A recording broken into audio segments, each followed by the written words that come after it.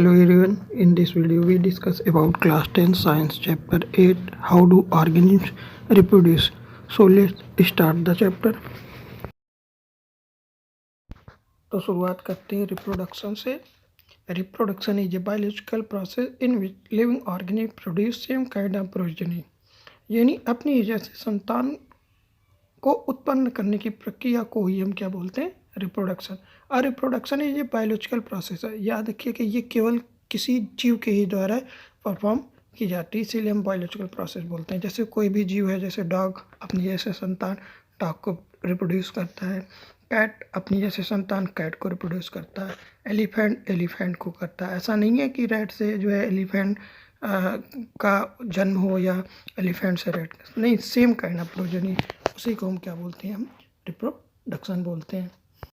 और next point क्या है कि reproduction is responsible for existence of life on earth. यानी क्या, रिप्रोडक्शन की वजह से अर्थ पे जो लाइफ है, जीवन है, जो जीव है लंबे समय तक बने हुए हैं. क्यों? क्योंकि प्रत्येक जीव क्या करता है, अपनी मृत्यु से पहले अपने ही ऐसे संतान को उत्पन्न करके जाता है, जिससे क्या होती है, उस तरह की जीव या उस जीव जंतु क्या है, अर्थ पे बने हुए रहते. नेक्स्ट थिंग है टाइप ऑफ रिप्रोडक्शन, यानी रिप्रोडक्शन कितने प्रकार के. तो रिप्रोडक्शन क्या होते हैं, दो तरह के होते हैं. पहला एसेक्सुअल रिप्रोडक्शन एंड दूसरा सेक्सुअल रिप्रोडक्शन. तो आइए बात करते हैं एसेक्सुअल रिप्रोडक्शन की. एसेक्सुअल रिप्रोडक्शन होता क्या, when same kind of progeny produced by single individual, then this type of reproduction is called asexual reproduction. यानी जब किसी प्रोजेनी का प्रोडक्शन सिर्फ सिंगल इंडिविजुअल द्वारा होता है, तो ऐसे रिप्रोडक्शन को हम एसेक्सुअल रिप्रोडक्शन बोलते हैं. और एसेक्सुअल रिप्रोडक्शन में क्या होता है कि गैमीट का ना तो फॉर्मेशन होता है ना तो फ्यूजन होता है, जैसे कि सेक्सुअल रिप्रोडक्शन में होता है. एसेक्सुअल रिप्रोडक्शन की एक खास बात और होती है कि इसमें जो प्रोजेनी होता है अपने पेरेंट्स से आइडेंटिकल होता है, कोई वेरिएशन नहीं होता, यानी सेम कॉपी पेरेंट की होती है. आइए बात कर लेते हैं टाइप्स ऑफ सेक्सुअल रिप्रोडक्शन. यानी एसेक्सुअल रिप्रोडक्शन भी डिफरेंट टाइप से होती है. पहला फिजन, दूसरा बडिंग, तीसरा स्पोर फॉर्मेशन, चौथा रीजनरेशन, पांचवा फ्रेगमेंटेशन और छठा वेजिटेटिव प्रोपेगेशन. पहला टाइप है एसेक्सुअल रिप्रोडक्शन का फिजन. तो फिजन में होता क्या, in this type of reproduction unicellular organism divides into 2 और मोर न्यू ऑर्गेनिज्म. तो फिजन में होता क्या है कि कोई भी यूनिसेलुलर ऑर्गेनिज्म है वो 2 या 2 से अधिक पार्ट में डिवाइड हो जाता है और प्रत्येक पार्ट एक न्यू इंडिविजुअल में डेवलप हो जाता है.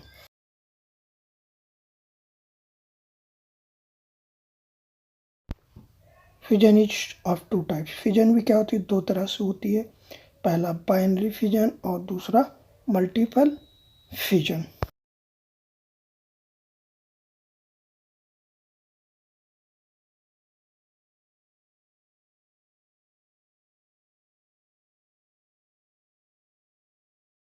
First type of the fission is binary fission.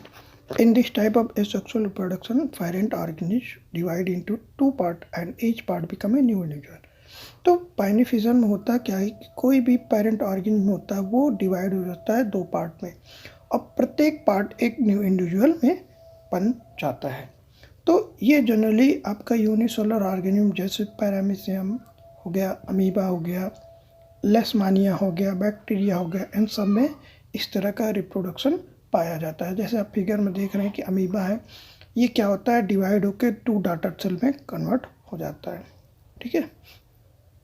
और फिर हम बात कर लेते हैं अब मल्टीपल फिजन की. तो मल्टीपल फिजन में क्या होता है कि कोई भी पेरेंट सेल होती है वो कई टाइम्स डिवाइड होकर ढेर सारी डॉटर सेल बनाती हैं और ढेर सारी डॉटर सेल बनती है और बनने के बाद वो क्या होते हैं, प्रत्येक डॉटर सेल क्या होते हैं, एक न्यू इंडिविजुअल में कन्वर्ट हो जाते हैं. तो ये जनरली आपका देखेंगे कि प्लाज्मोडियम में पाया जाता है. तो आप देखिए फिगर देखिएगा, फिगर में क्या है कि देखिए ये प्लाज्मोडियम सेल है और ये प्लाज्मोडियम का सेल क्या कर रहा है कि बार बार डिवाइड होकर क्या कर रहा है, बहुत सारी सेल में कन्वर्ट हो जाता है और ये सेल फिर आगे चल के एक न्यू इंडिविजुअल में कन्वर्ट हो जाते हैं. Next method of asexual reproduction is budding. In this form of asexual reproduction, an outgrowth or bud arises from the parent cell and finally detach from it to develop into new individuals. यानी budding में होता क्या है कि कोई एक outgrowth या बड क्या होती है, पेरेंट सेल से एराइज होती है और जो पेरेंट सेल से बाद में अलग हो जाती है और अलग होकर एक न्यू इंडिविजुअल में डेवलप हो जाती है। तो देखिए जैसे बडिंग की बात कर रहे हैं तो बडिंग ईस्ट में देखिए कि ईस्ट सेल है और उसमें एक बड निकल रहा है, वो धीरे धीरे क्या हो रहा है, डेवलप होके क्या हो रहा है, एक न्यू इंडिविजुअल में बन जा रहा है अलग होके। ठीक इसी तरह हाइड्रा में भी होता है कि बड एराइज होती है पेरेंट सेल से और वो बाद में बड पेरेंट सेल से अलग हो जाती है और एक न्यू इंडिविजुअल बन जाती है। नेक्स्ट मेथड है spore formation. Spore formation generally fungi, bacteria और नॉन फ्लावरिंग में प्लांट्स में पाए जाते हैं। इनमें क्या होता है कि बहुत सारे हजारों की संख्या में माइक्रोस्कोपिक लेवल के सिंगल सेल स्पोर डेवलप होते हैं जो कि एक स्पोरेंजियम नामक स्ट्रक्चर के अंदर होते हैं और ये स्पोरेंजियम प्लांट में होता है। और जब ये स्पोरेंजियम बस्ट होता है तो ये जो स्पोर होते हैं वो चारों तरफ फैल जाते हैं और जब इनको सूटेबल कंडीशन मिलता है तो ये एक न्यू इंडिविजुअल में डेवलप या न्यू प्लांट में डेवलप हो जाते हैं। तो ये जैसा कि बताया, ये बैक्टीरिया, फंगस और नॉन फ्लावरिंग प्लांट में इस तरह का रिप्रोडक्शन होता है। ये देखिए आप राइजोपस जो कि एक फंगस है, इसमें देखिए कि स्पोरेंजियम के अंदर स्पोर बनता है, बस्ट होके स्प्रेड हो जाता है और न्यू इंडिविजुअल में डेवलप हो जाता है। नेक्स्ट मेथड है रीजेनरेशन। क्या होता है रीजेनरेशन कि जब किसी इंडिविजुअल के लास्ट बॉडी पार्ट का डेवलपमेंट या बॉडी पार्ट से कंप्लीट बॉडी का डेवलपमेंट ही क्या कहलाता है, रीजेनरेशन।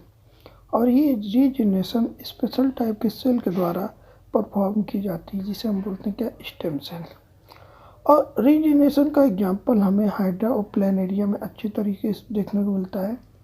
तो ये देखिए प्लेनेरिया, हाइड्रा, स्टारफिश है, इन सब में क्या होता है, रीजेनरेशन के द्वारा ये क्या करते हैं, रिप्रोड्यूस करते हैं। एसेक्सुअल रिप्रोडक्शन का नेक्स्ट टाइप क्या है, फ्रेगमेंटेशन।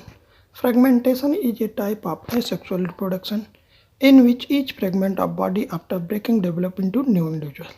तो इस फ्रेगमेंटेशन में क्या होता है, कोई भी इंडिविजुअल है अगर उसका बॉडी ब्रेक हो जाता है डिफरेंट पार्ट में, तो प्रत्येक पार्ट क्या होता है, एक न्यू इंडिविजुअल की तरह बिहेव करता है, यानी न्यू इंडिविजुअल में बन जाता है। तो फ्रेगमेंटेशन जो होता है जनरली क्या होती है, मल्टी सेलुलर ऑर्गेनिज्म में पाया जाता है। जैसे आप एग्जांपल देखिए, स्पायरोगायरा हो गया, सी एनिमल्स हो गई, हाइड्रा हो गया, ये सब कैसे रिप्रोड्यूस करते हैं, फ्रेगमेंटेशन से। तो आप एक फिगर देख सकते हैं, ये फिगर है स्पायरोगायरा जो एल्गा है। तो ये एल्गा अगर किसी तरह ब्रेक हो जाता है तो क्या होता है, प्रत्येक फ्रेगमेंट क्या होती है, एक न्यू स्पायरोगायरा बन जाता है। Next and last type is vegetative propagation. In vegetative propagation, the new plant develop from vegetative parts like stem, roots and leaves of old plant।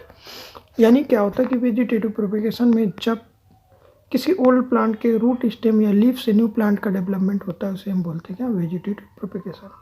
और जो कॉमन मेथड है जो आर्टिफिशियली यूज किया जाता है वेजिटेटिव प्रोपेगेशन के लिए, उसे हम बोलते हैं क्या, वो कौन कौन से हैं, कटिंग है, ग्राफ्टिंग है और लेयरिंग है। 3 तरह के मेथड होते हैं।